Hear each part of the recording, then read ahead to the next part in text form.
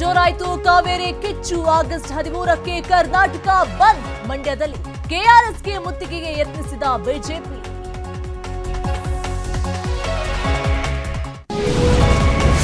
ದಯವಿಟ್ಟು ಕರ್ನಾಟಕ ಬಂದ್ ಮಾಡಬೇಡಿ. ಕನ್ನಡಪರ ಸಂಘಟನೆಗಳಿಗೆ ಡಿಕೆಶಿ ಮನವಿ.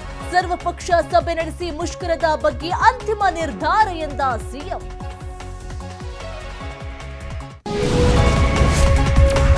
ಕೈಕೊಟ್ಟ ಮುಂಗಾರು, ಒಣಗಿದ ಬೆಳೆಗಳು. ರಾಜ್ಯ ರೈತ ಸಂಘದಿಂದ ಪ್ರತಿಭಟನೆ. ಬೆಳಗಾವಿ ಸೇರಿ 25 ಜಿಲ್ಲೆಗಳನ್ನ ಬರಪೀಡಿತ ಪ್ರದೇಶಗಳಂತ ಘೋಷಿಸುವಂತೆ ಆಗ್ರಹ.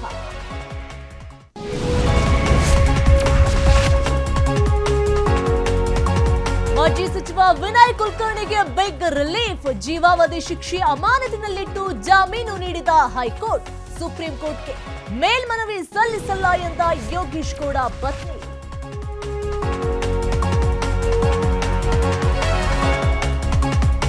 ಶೀಲಾಶಂಕಿ ಆರೋಪ.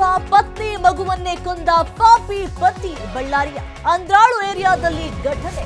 ಕೊನೆಗೂ ಪೊಲೀಸರಿಗೆ ಶರಣಾದ ಆರೋಪಿ.